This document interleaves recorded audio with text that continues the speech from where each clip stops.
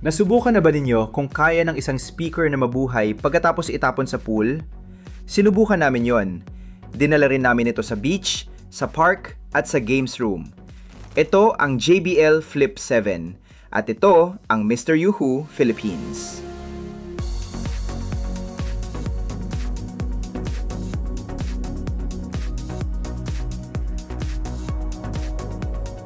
Kamusta po kayong lahat? Si Andy po ito. Nagbibigay kami ng libreng tech products linggo-linggo. Tingnan ang link ng giveaway sa description ngayon. Mag-subscribe at pindutin ang bell para hindi kayo makaligtaan. Ang JBL Flip 7 ay ang pinakabagong portable speaker ng JBL na puno ng mga pagpapabuti.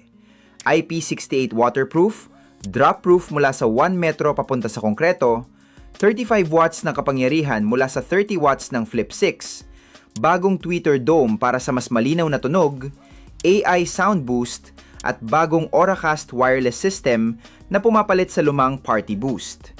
Sa kahon, ang speaker, manuals at warranty card. Walang USB-C cable. Sinabi ng JBL na binabawasan nila ang e-waste kaya gamitin ang sarili ninyong cable. Ang build ay parehong-pareho sa Flip 6 pero mas matibay.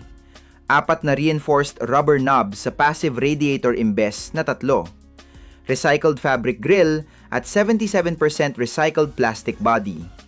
Ang lumang shoelace strap ay pinalitan ng push lock system, isang fabric loop at carbon clip na snap-in firmly. I-clip sa bag para sa beach o i-loop sa pulso. Mas practical kaysa dati. Sa itaas, volume controls, play pause, at ang bagong Auracast button na pumapalit sa Party Boost. Ang Auracast ay napapahintulot sa inyo na i-pair ang dalawang Flip 7 para sa stereo sound o kumonekta sa ibang compatible na JBL speakers. Mahalagang malaman, hindi ito compatible sa mga lumang Party Boost speakers. Tunog, mas malinaw na mataas na tunog, mas kontroladong bass, ang AI ay nagpapanatili ng balanse kahit sa mataas na volume. Sa katamtamang antas ay malakas at puno ang tunog. Sa pinakamataas na volume, ang mataas na tunog ay maaring maging medyo matalim. Normal ito sa compact speakers. Baterya, 14 na oras normal na paggamit, hanggang 16 na oras sa playtime boost na nagbabawas ng bass para makatipid ng baterya. Sa halos 70% na volume, madali kang makakakuha ng isang buong araw. Mga real-world na pagsubok, pool, itinapon namin ito ng direkta, nagpatuloy ang musika sa ilalim ng tubig, inilabas namin at perpektong gumana. Hindi ito lumutang pero nakaligtas ng buo. Beach, tubig alat at buhangin, walang problema. Park, napupuno ng open spaces ng maayos, nananatili ang bass sa labas, hindi tulad ng Flip 6. Games room, malinaw at kaaya-aya sa mababang volume para sa background na musika.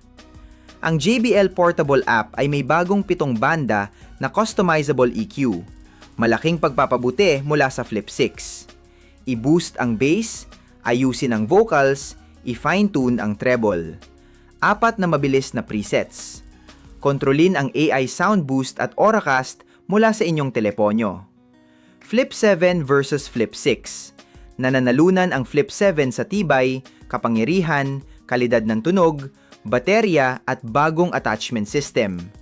Nawawala ang Party Boost compatibility at charging cable. Mas mahusay ang Flip 7 sa araw-araw na paggamit. Versus Charge 6. Mas malaki ang Charge 6, mas malakas, 28 na oras ng baterya, gumagana bilang power bank. Mas magaan at portable ang Flip 7. Para sa outdoor na paggamit, Flip 7. Para sa mga party at bahay, Charge 6. Verdict: ang pinakamahusay na JBL Flip hanggang ngayon. Mas matibay, mas malinis ang tunog, mas matalino. Bago sa JBL, madaling rekomendasyon. May Flip 6 na.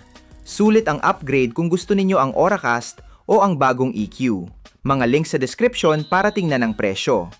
Sumali sa libreng giveaway, mag-subscribe, mag-like, at sumali sa aming komunidad. Salamat sa panunood. Si Andy ito mula sa Mr. Yoo-Hoo Philippines.